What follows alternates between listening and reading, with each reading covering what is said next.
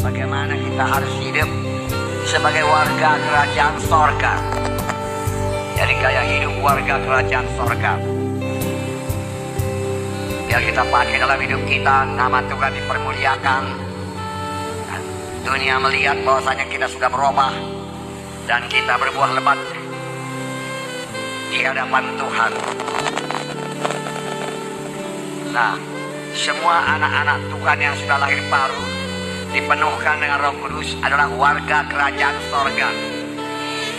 Memang untuk menjadi warga kerajaan sorga, satu-satunya jalan ialah harus lahir baru dan memiliki Yesus dalam kita.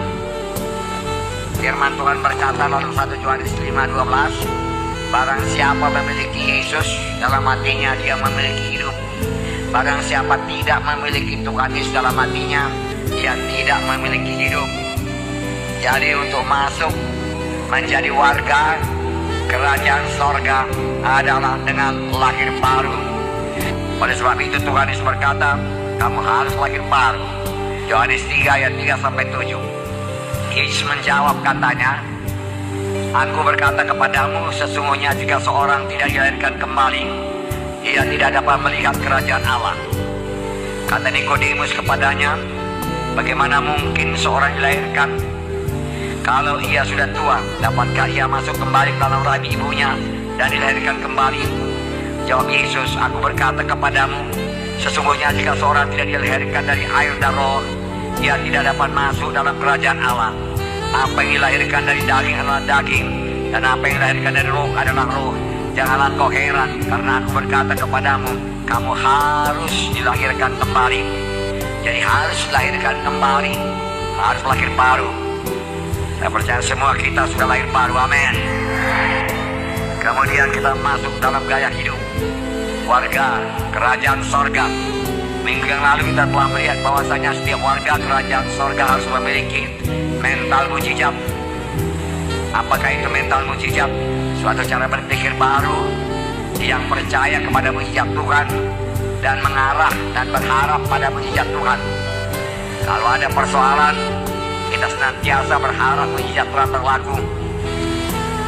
Kita membuat perhitungan menurut perhitungan kerajaan sorga, bukan membuat perhitungan secara perhitungan manusia. Nanti kita lihat bahwasanya murid-murid gagal menggandakan roti karena mereka membuat perhitungan secara persediaan manusia. Tetapi Tuhan Yesus mengadakan perhitungan menurut persediaan sorga, rumah Bapaknya yang ajaib, yang tidak kurang suatu apapun. Tuhan Yesus memiliki mental mujizat. Karena mental mujizat memudahkan Tuhan Yesus memiliki iman untuk mengadakan mujizat. Jadi ini yang pertama, pelaku gaya hidup. Itu adalah normal dalam kerajaan sorga. Saudaraku, jangan lagi pakai gaya hidup mentalitas saudaraku duniawi. Saudara, kalau kita sudah masuk dalam kerajaan sorga, jangan pakai mentalitas cara berpikir manusia lama, saudaraku. Karena kita sudah masuk dalam kerajaan sorga. Gaya hidup warga kerajaan sorga yaitu memiliki kasih. Matius 22:34-40. Luar biasa. Ada pula ahli Taurat yang bertanya, orang Farisi bertanya kepada Tuhan Yesus. Ahli Taurat, guru, hukum manakah yang terutama dalam hukum Taurat? Oh, Tuhan Yesus memberi jawaban, saudaraku. Tentu saja orang tersebut memang rindu, saudaraku, untuk mengetahuinya, saudaraku. Kasihilah Tuhan Allahmu dengan segenap hatimu, dan dengan segenap jiwamu, dan dengan segenap akal budimu. Nah, kasih.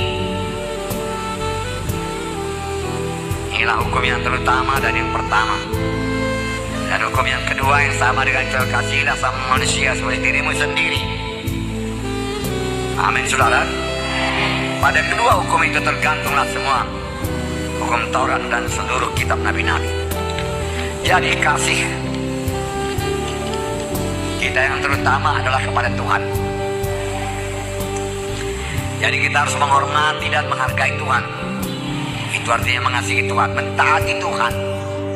Jikalau kamu mengasihi aku, patuhilah hukum-hukumku, amin. mentaati Tuhan, dan sungguh-sungguh merindukan persekutuan dengan Tuhan. Bagaimanakah kita berkata kita mengasihi Tuhan tapi tidak suka berdoa? Benarkah kita mengasihi Tuhan? Saudara. Jadi kalau betul mengasihi Tuhan dengan segala hati, jiwa, dan roh, saudara, itulah yang terutama sasaran kasih kita.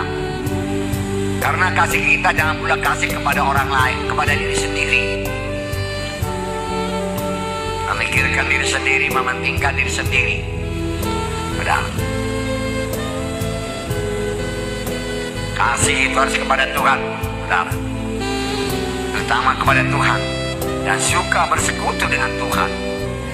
Selama kita di dunia ini, rindu kepada Tuhan, saudara. Nah, kalau Tuhan sudah mengampuni dosa kita dengan begitu dahsyatnya, kita harus mengampuni semua orang lain yang bersalah kepada kita. Haleluya. Dan tidak boleh mendendam, dan tidak bisa mengingat-ingat dosanya kepada kita. Lupakan. Forgive and forget. Lalu hidup secara bebas.